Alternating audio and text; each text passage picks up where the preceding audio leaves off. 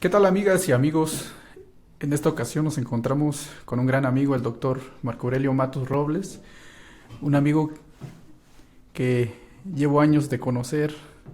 Dentro de la función pública tuve la oportunidad de conocerlo y que ahora, pues desde este espacio, queremos pues conocer mucho de los trabajos que él ha hecho. Un gran amigo, una gran persona que ha estado involucrado en la función pública y en la parte académica, y que me es grato saludarte, Marco, el hecho de que puedas estar con nosotros en este episodio. Muchas gracias Artemio, pues a tus órdenes. Yo soy el invitado, así que tú pones el ritmo y estamos orgullosos y con muchos ánimos de poder participar en estas temáticas y sobre todo el honor de que nos hayas considerado, ¿no? Para poder empezar a hablar sobre un tema tan relevante y tan importante para todos. Muchísimas gracias por la aceptación a esta plática.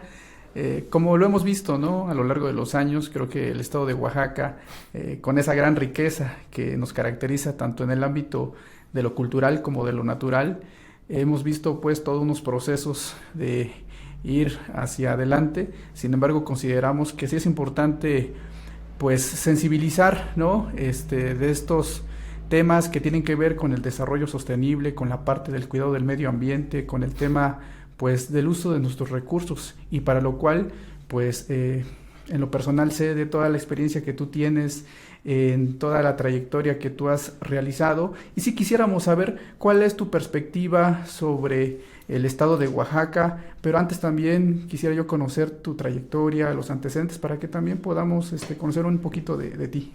Claro, gracias, muy amable. Bueno, ¿quién soy? Me presento. Mi nombre es Marco Aurelio Matus Robles. Tengo creo que 47 años al día de hoy. Espero llegar a más.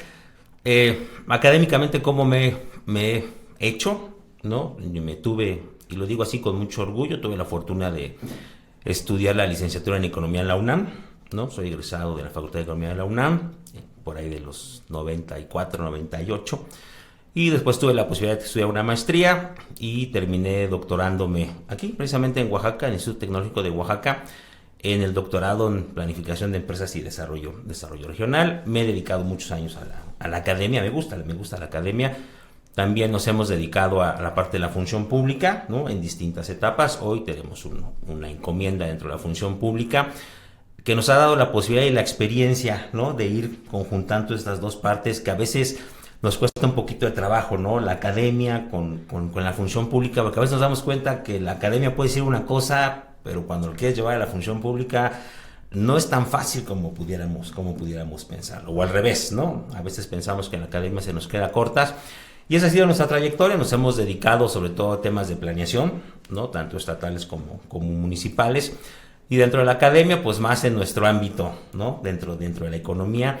Y tocando este punto que tú pones en la mesa, ¿no? Lo del desarrollo sostenible, ¿no? Que en los últimos años ha estado muy de moda en los conceptos, pero creo que no terminamos por entender en los hechos qué significa el desarrollo sostenible. O sea, lo definimos, lo conceptualizamos, lo teorizamos, ¿no? Hablamos de los años de 1987 más o menos, que sale un famoso informe de una ministra noruega que le encarga a la ONU, donde se habla por primera vez del desarrollo sostenible, ¿no? Porque empezábamos a ver que los procesos económicos y los procesos capitalistas y de globalización estaban haciendo una merma muy importante en los recursos naturales, no solamente de los países, sino de todo el mundo. Hay que entender que lo que se daña en un recurso natural en un país no solamente daña ese lugar, sino daña en todo el mundo. Y desde los años 80 del siglo pasado se ha tratado de generar todo un mecanismo que permita, ¿no? Minimizar o eliminar o reducir el impacto del crecimiento económico dentro de los recursos naturales, ¿no? Por ahí de los años 90, ¿no? Empezamos con los famosos objetivos del desarrollo del milenio, donde nuevamente hablábamos de la sostenibilidad. Y hoy tenemos toda una agenda, ¿no? La famosa Agenda 2030 con 17 objetivos, que lo que trata y lo que busca también es este mecanismo de la sostenibilidad. Pero pues empecemos definiendo qué entendemos por sostenibilidad. Pues los libritos lo dicen así, muy simple, ¿no? Es esta forma de cómo hacemos que el crecimiento de hoy no ponga en riesgo el crecimiento de las generaciones futuras, ¿no? Cómo hacemos uso de los recursos naturales del medio ambiente para poder tener un desarrollo y un crecimiento hoy, sin poner en riesgo el crecimiento o los recursos de las generaciones futuras, ¿no? No sé si lo lograremos, no sé si lo vamos a lograr, ¿no? Pero creo que esa es la ruta.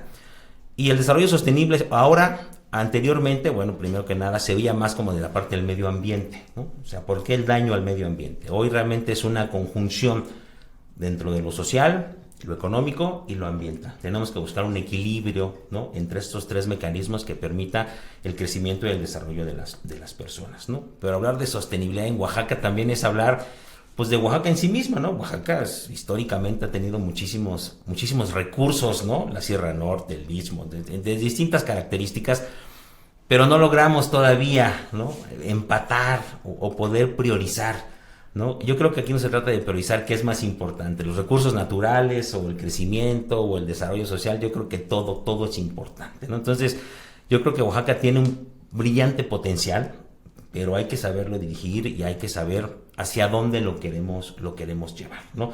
Cuáles van a ser nuestras prioridades y en dónde tenemos que empezar. Y creo que nosotros como sociedad tenemos que ser muy puntuales, que también somos una gran responsabilidad y somos los principales actores del desarrollo sostenible. No son los gobiernos, no son los países, somos los ciudadanos, ¿no?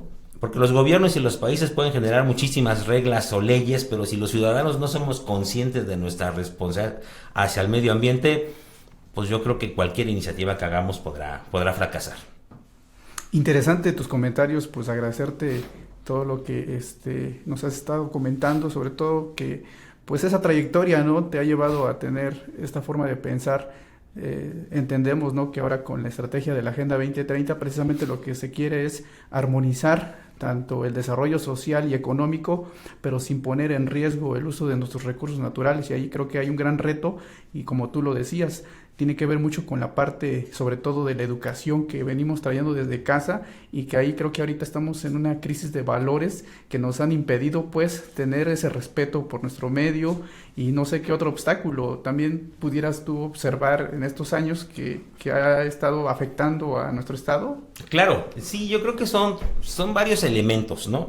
O sea, si no lo hemos podido solucionar hasta ahorita, significa que hay varios elementos como tal, ¿no? Pero también el mismo modelo económico en el que estamos inmersos, de alguna u otra manera, también nos lleva a no poder cumplir ciertas cosas. Es como una causa y efecto al mismo tiempo, ¿no? Estos mecanismos del consumismo, estos mecanismos de los productos que son casi desechables, ¿no? Ahí compras un producto y se termina de usar y se genera basura, ¿no?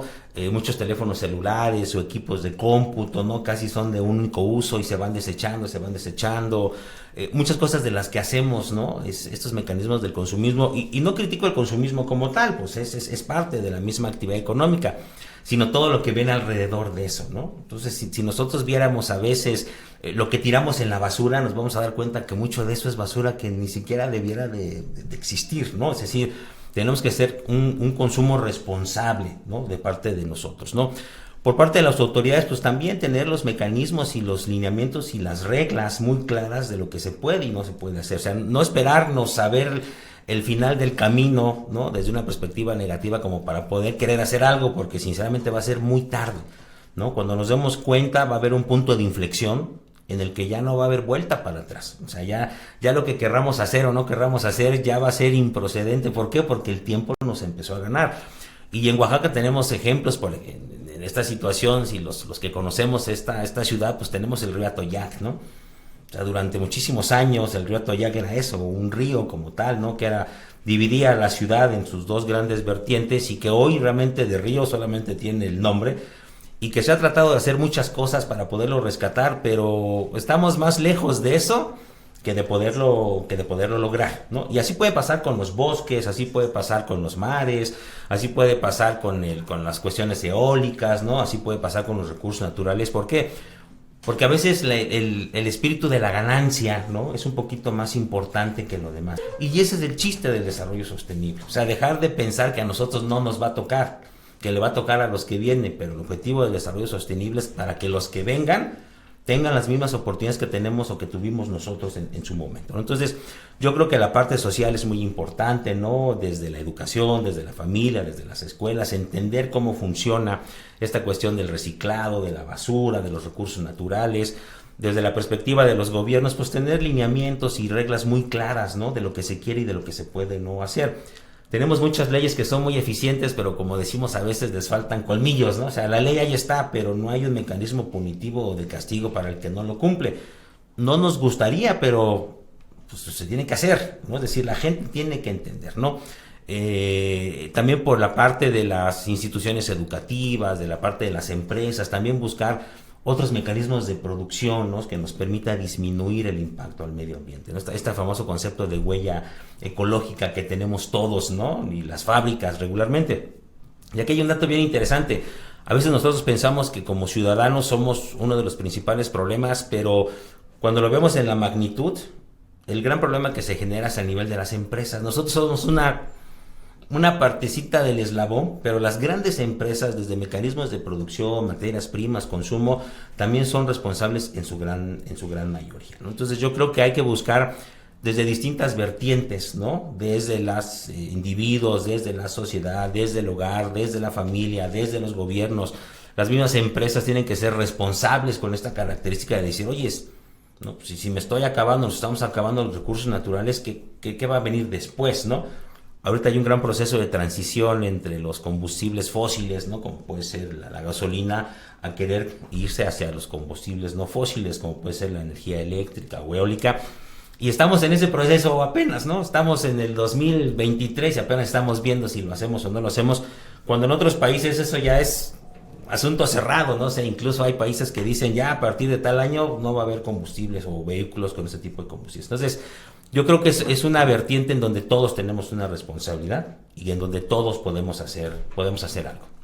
Claro, como bien dices, pues es un tema que no nada más le compete al gobierno ni a la sociedad, sino es todo un asunto de corresponsabilidad entre todas las partes, porque al final de cuentas, si nadie asuma su responsabilidad, va a ser muy difícil que se pueda lograr los objetivos, ¿no? Como decíamos, tenemos de aquí al 2030, pero tenemos que pensar a largo plazo, porque viene el 2040, viene el 2050, y creo que esto no va a terminar, y ahorita con todas esas, digamos, limitantes que hemos tenido, ¿no? Porque parece que en vez de ir hacia adelante, parece que vamos hacia atrás, ¿no? Parece que hay mucho más consumismo, mucho más apego a la cuestión material, que digo, no está peleado, porque al final de cuentas es parte de lo que nos brinda la naturaleza, nos brindan los medios, pero sí requiere que haya un uso, como dices, responsable en cuanto a su consumo, pero sin apegarnos a ellas, ¿no? Y creo que en eso coincidimos y en eso tenemos como Estado un gran reto para poder salir de los últimos lugares y que en los próximos años Oaxaca sea un referente en cuanto a ese modelo de vida que queremos, porque ya en algunas otras comunidades, pues ya en el caso de la Sierra Juárez, ¿no? Lo ven como un modelo que no precisamente desde que se fundó o se creó la agenda, sino de por sí de años anteriores ya se ha venido trabajando y quizás aquí el objetivo es ir empatando, ¿no? Armonizando lo que tenemos de bueno en nuestro estado y lo que podemos agarrar de bueno de lo que viene de fuera, ¿no? Y en ese sentido creo que podemos ir contrarrestando los efectos que ahorita decimos, ¿no? Del cambio climático, ¿no? Y no sé, en esa parte, ¿cuáles son de los problemas que ahorita ves tú en la realidad en el estado que nos puedan poner en riesgo a nuestra... Fíjate que tocas un dato bien interesante. Oaxaca es un ejemplo de muchas cosas, ¿no? Y uno de estos mecanismos de comunidad que tiene la Sierra Norte es un mecanismo impactante cómo ha funcionado. Pero no solamente en la Sierra Norte, hay en distintos puntos dentro del estado en donde hay un gran respeto hacia la naturaleza. Y que se entiende que nosotros somos parte de la naturaleza, no estamos peleados con el tema, tenemos que aprender a coexistir y a convivir entre ambas partes y que los dos saquemos pues lo mejor, ¿no? Hace algunos años lo más importante era cortar los árboles para sacar la madera y el papel, ¿no? Afortunadamente estamos pasando una etapa donde lo más importante del bosque es no tocarlo, ¿no? Y que dejar que funcione y que haga su trabajo, porque lo comentábamos al inicio, un árbol que cortamos hoy aquí no impacta solamente aquí, impacta a nivel mundial, porque ese árbol tiene un rol y tiene una función dentro del sistema y el ecosistema, ¿no? Y las comunidades en la Sierra Norte han aprendido, ¿no? Y no están peleados, o sea, estos nuevos modelos de vida también tienen que ser muy, muy pensados y muy idealizados, ¿no? Tenemos que entender qué es lo que queremos y qué es lo más importante. Y como bien dices, no está peleado uno con el otro, pero creo que hay que ponerlos todos en su nivel y en su magnitud. Y con respecto a lo que comentas ahorita, hay un dato bien interesante. Nosotros no vamos a hacer algo hasta que nos veamos afectados. O sea, realmente nosotros somos muy reaccionarios en este sentido. El problema del cambio climático es algo que ahí está, ¿no? Calor, ¿no? De repente en la mañana te amaneces con frío, al mediodía ya hace calor, en la tardecita se nubló y en la noche medio llovió. O sea, tienes las cuatro estaciones climáticas en un momento, ¿no? ¿Eso a qué le pega también? A los mecanismos de cosecha, ¿no? A los mecanismos de producción de los alimentos, ¿no? De repente hay lluvias atípicas en algunos lugares y que eso permea y pega a la producción de un bien o un consumo o de un producto en particular, y ese producto se va a encarecer, y cuando ese producto se encarece, pues los precios se empiezan a disparar y la gente lo deja de consumir. Es decir, a veces algo que no sabemos que tiene ese efecto sí lo tiene como tal, ¿no? Entonces yo creo que el cambio climático es algo que ahí está, es algo que ya es visible, o sea, ya a lo mejor no necesitamos definirlo, ¿no? Las temporadas de lluvias, antes empezábamos muy bien las temporadas de lluvia, la gente que se dedicaba al campo sabía cuándo empezar con sus procesos del campo, y sin embargo ahorita lo hacen y todo está muy bien, pero lo único que nos falta es la lluvia, ¿no? Claro. Y ya cuando la fruta o el cereal o las verduras están creciendo, de repente vienen las grandes lluvias y eso hace que se eche todo a perder. Entonces, estos desfases, ¿no? Los estamos viviendo hoy, son muy visibles, pero parece que no entendemos, parece que no podemos hilar, ¿no? Que esa situación no se debe a una cuestión meramente casuística, es la consecuencia de muchísimos actos, ¿no? Que están sucediendo a nivel mundial, ¿no? Entonces aquí tenemos que ser muy inteligentes en lo que decíamos también hace rato, en buscar ese punto de inflexión. Una vez que lo pasemos, ya no va a haber vuelta para atrás. Entonces hay que retomar ciertos mecanismos, hay que tratar de disminuir la velocidad con la que llegan a suceder ciertas cuestiones, porque tampoco las vamos a poder detener como tal, ¿no? Entonces, esta situación que nos empieza a pegar en el ámbito económico, ¿no? Los procesos inflacionarios que tuvimos hace algunos meses y que tenemos hasta hoy, por el incremento, ¿no? En la canasta básica, en las verduras, en los alimentos, es algo que va a seguir sucediendo si los ciclos climáticos se siguen alterando como tal, ¿no? Y los alimentos van a empezar a escasear. Yo creo que va a ser el primer punto de referencia en donde vamos a decir, ay, creo que esto va en serio, ¿no? Pero no tendríamos que llegar a estas situaciones. Yo creo que hay como que identificar estos mecanismos comunitarios que han aprendido a vivir con la naturaleza. Tenemos que ver hacia las economías verdes, tenemos que regresar o empezar a poner en la mesa estos mecanismos de los impuestos verdes también, del financiamiento verde, es decir, que lo que nosotros hagamos tenga como objetivo limitar o disminuir o retrasar los mecanismos de cambio climático, ¿no? Ya en muchos países hay estructuras financieras, impositivas, incluso económicas, que lo que están buscando es ponerle un alto, ¿no? Los bonos de carbono, ¿no? Que se manejan en algunos países. En Oaxaca hay algunos mecanismos ya interesantes, en mecanismos de bonos de carbono, en donde lo que queremos dar es un valor a los recursos naturales. Porque a veces no hacemos un buen uso de los recursos naturales, y ahí sí voy a sacar mi beta económica, ¿no? Me gana de alguna u otra manera, porque no le ponemos un precio. Entonces, cuando las cosas no tienen un precio, las usamos de manera discrecional y no le damos ese valor, más que un valor intrínseco o subjetivo, ¿no? Entonces, a lo mejor para la gente de la Sierra Norte el árbol tiene un gran valor como árbol, y a lo mejor para otra persona el árbol tiene valor por la madera que nos da, ¿no? Entonces, mientras los recursos naturales no tengan ese valor, la gente los va a utilizar de manera desproporcionada. Cuando nosotros le pongamos un valor a los recursos naturales, entonces ese valor también va a permitir generar mercados de precios que permita que el consumo también se vea limitado en ese sentido, ¿no? Porque los precios son una forma de regular los mercados, ¿no? Y también los mercados de los recursos naturales. La contaminación también. ¿Por qué contaminamos? Porque pues es gratis, ¿no? O sea, no nos pasa nada si contaminamos. Si tiramos la basura, si tiramos el agua del drenaje al río, nadie nos dice nada y por eso lo contaminamos. ¿Qué tenemos que hacer? Pues generar toda una estructura, ¿no? Que permita ponerle precio a esas situaciones para que el que lo haga pues sea castigado en función, ¿no? Del precio, del daño que le está haciendo a los recursos naturales. Tenemos que valorarlos ya no desde la parte subjetiva, sino también desde la parte objetiva. O sea, yo creo que un árbol que ha crecido durante 17, 20 años, ¿no? Y que tiene un mecanismo de aportación a los recursos naturales, y que tú en 30 segundos vengas y los cortes, pues yo creo que eso no se debe hacer, ¿no? Claro. Sí, pues de alguna manera todos somos energía, y como dicen, la energía no se crea ni se destruye, solo se transforma, y tenemos que darle el valor que es, ¿no? Porque a veces lo vemos todo con un fin material, y ahí es donde perdemos esa parte, pues, y ahorita con toda la parte de lo que estamos viviendo con la pandemia del COVID que inició en 2020 y que hasta ahorita está presente, pues como un llamado, ¿no?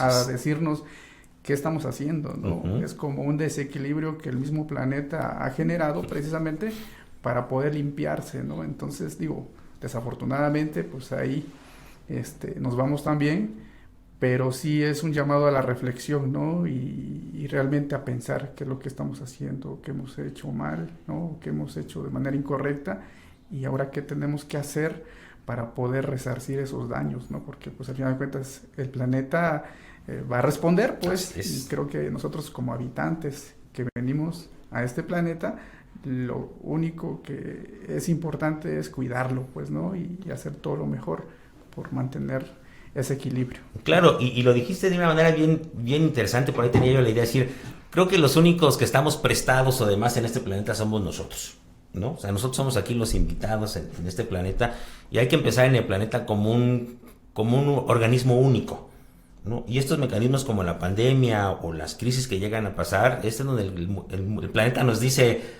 aquí estoy, o sea, necesito sacudirme, ¿no? Así como, lo voy a decir y a lo mejor no se tome a mal, como el perro que se sacude y se quita el agua de más y la basura. El planeta hace lo mismo, o sea, el planeta es un sistema, eso es un ser vivo que va a buscar la forma de mantenerse y de prolongar la vida lo más que se pueda, ¿no? Y si tiene que hacer lo que tiene que hacer para poder garantizar la subsistencia y el sobrevenir y la vida de las próximas generaciones, lo va a hacer. Ahora, ¿lo podemos hacer juntos? Excelente. Y si no, pues el planeta tomará sus propias decisiones. Es como los ríos cuando los encauzas, ¿no?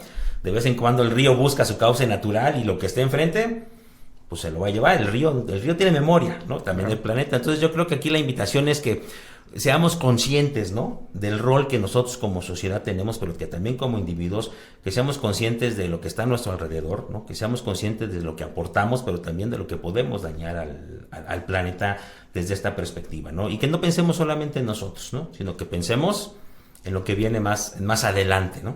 Claro, pues es un gran reto, ¿no? Que tenemos como personas, como humanos, ¿no? De poder, pues resarcir estos daños, ¿no? Y hay que aceptar a lo mejor quizás primero nuestra inconsciencia, ¿no? Y después darnos cuenta de que en nosotros está la solución para que las cosas puedan cambiar, ¿no? Y bueno, para cerrar, mi estimado Marco, ¿qué esperas de Oaxaca en los próximos años? ¿Cuál es tu visión a futuro del estado? Pues gracias, te agradezco primero que nada la oportunidad y pues yo creo que es un futuro que no nos tenemos que preocupar tanto por él. Preocupémonos por él ahorita, por el presente, ¿no?